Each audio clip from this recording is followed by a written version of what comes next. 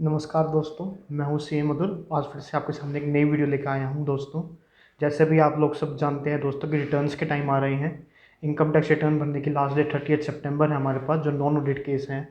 लेकिन पोर्टल को देखते हुए परेशानी में हम रिटर्न टाइम पे फाइल नहीं कर पा रहे हैं और इस वजह से काम डिले हो रहा है। तो मेरी एडवाइस यही है आप सबको, सबसे पहले कि इनकम टैक्स रिटर्न पास आ रही है कि आप अपनी रिटर्न टाइम पे फाइल कीजिए और अपने सभी डॉक्यूमेंट्स वगैरह जो भी चीज़ें हैं वो तैयार रखिए, ताकि टाइम पे आप रिटर्न फाइल हो सके और वो ज़्यादा डिले ना हो। क्योंकि अगर पोर्टल लेट खुला और रिटर्न की डेट नहीं भरी तो दोस्तों पोर्टल में बहुत ज़्यादा प्रेशर हो जाएगा उसको रिटर्न्स का। तो अपनी डेट, अपनी रिटर्न को टाइम पे भरिए और डॉक्यूमेंट्स को भी टाइम पे लाइए दोस्तों। सबसे पहले तो रिटर्न में मेरी एडवाइस आपकी ये है सबसे पहले। दूसरी बात दोस्तों, आज की वीडियो स्पेशल है क्योंकि दोस्तों आज की वीडियो में मैं बात करूँगा कुछ ऐसे ट्रांजेक्शन्स के बारे में जो अगर आप करते हो तो इनकम टैक्स की इस पर खास नज़र रहती है। उनके पास उस ट्रांजेक्शन्स की स्पेशल रिपोर्टिंग जाती है, जिसके बिना पर वो अपने आपकी इनकम टैक्स रिटर्न जज करते हैं कि क्या आपकी इनकम टैक्स रिटर्न इतनी इनकम दिखाती है कि आपने ट्रांजेक्शन्स कर रखी है। अगर उन्हें कहीं पर भी लगता है कि आपकी इनकम टैक्स रिटर्न सारे डिस्क्लोजर्स नहीं दे रही है या उसमें सभी चीज़ें नहीं हैं, तो आपको उसमें नोटिस आ सकता है। तो दोस्तों शुरू करते हैं कौन सी वो ट्रांजेक्शन्स है। तो सबसे पहले दोस्तों पहली ट्रांजेक्शन है कि अगर आप दोस्तों 10 लाख या 10 लाख से ऊपर का कोई बैंक से ड्राफ्ट लेते हैं, वो भी कैश में।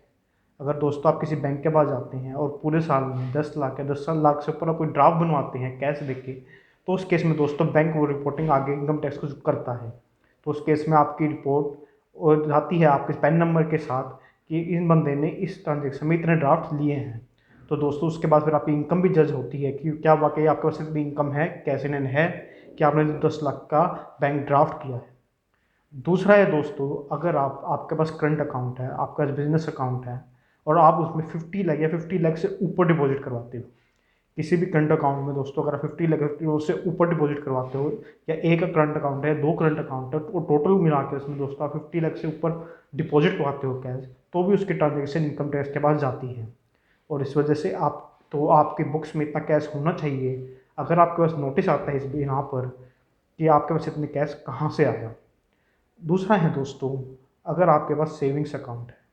अगर दोस्तों आपका सेविंग्स अकाउंट है कोई भी बैंक में आपके नाम पे है, जॉइंट अकाउंट में है, और आप उसमें पूरे साल में 10 लाख या 10 लाख से ऊपर के कैश डिपॉजिट करवाते हो दोस्तों, तो उस केस में दोस्तों वो इनकम टैक्स की नज़र में आ जाता है। कोई भी बैंक है या कोई भी पोस्ट मास्टर है, अगर पोस्ट ऑफिस में भी आप कोई करवाते हैं उसके सेविंग्स अकाउंट में, तो भी उसका पूरा ब्यौरा इनकम टैक्स के पास जाता है और ये चांसेस बढ़ जाते हैं कि आपके पास इनकम टैक्स का नोटिस है उस इनकम का सोर्स जानने के लिए, प्रूफ जानने के लिए। नेक्स्ट ट्रांजेक्शन है दोस्तों, अगर आप एफडी करवाते हो बैंक में,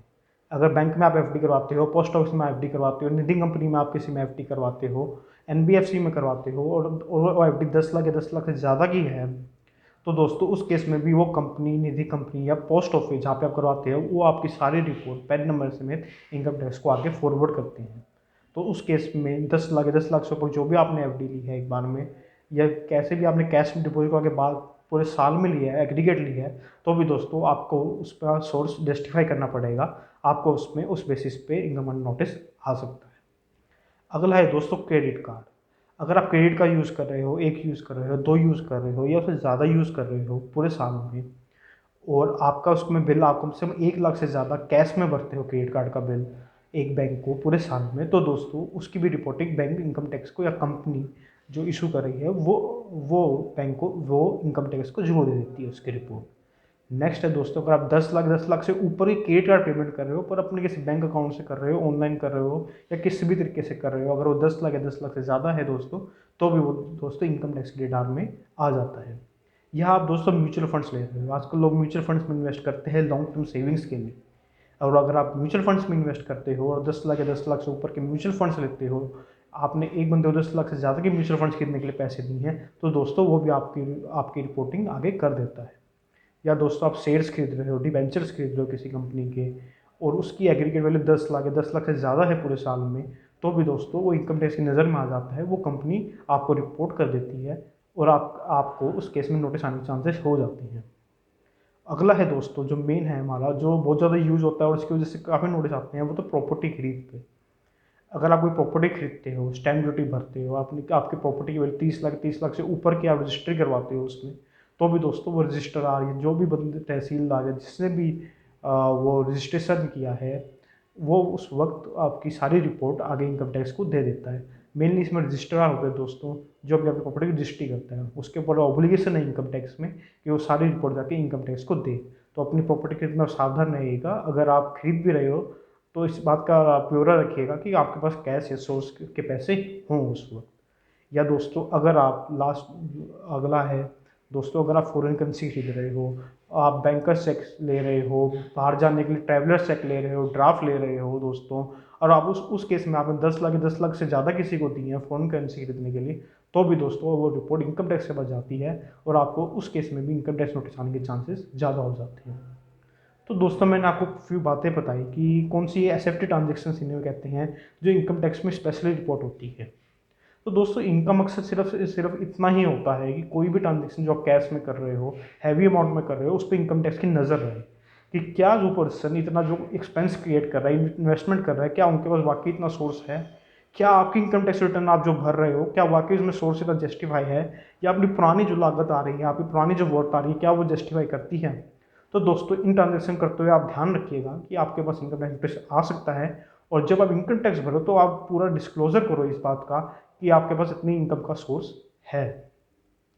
तो दोस्तों ये थी कुछ ट्रांजेक्शन जो इनकम टैक्स नोटिस आने के कारण बन सकती है। दूसरी ये भी हो सकता है दोस्तों, जब आप इनकम टैक्स रिटर्न भरो इस बार, तो जो भी आपके पास बैंक में पैसे आते हैं, जो भी चीज़ें आती है उसका स्पेसिफिकली डिस्क्लोजर करो और पूरा उसका ब्यौरा दो कि ये पैसे कहाँ से आए हैं, आप कहाँ से लाए हैं। अगर आपने पूरा ब्यौरा नहीं दिया दोस्तों तो भी इनकम टैक्स में नोटिस आ सकते हैं।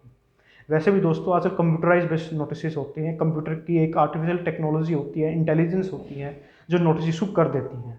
तो पहले मैनुअल वर्क था तो स्क्रूटनी नहीं होती थी, हाई वैल्यू ट्रांजेक्शन ही देखी जाती थी, पर आजकल दोस्तों आर्टिफिशियल इंटेलिजेंस से बहुत ज़्यादा पॉसिबिलिटी की है कि आप कोई भी ट्रीटमेंट मिस कर दो अपने इनकम टैक्स रिटर्न में दिखाना, तो आपको नोटिस आ सकता है। तो दोस्तों अब इस बार की इनकम टैक्स रिटर्न जब भी भरो, जैसे भी भरो, इन बातों का ख्याल रखिएगा और फ्यूचर में भी इन ट्रांजेक्शन का ख्याल जरूर रखिएगा और अपनी इनकम टैक्स रिटर्न टाइम पे भरिएगा जी। नमस्कार दोस्तों, नमस्कार।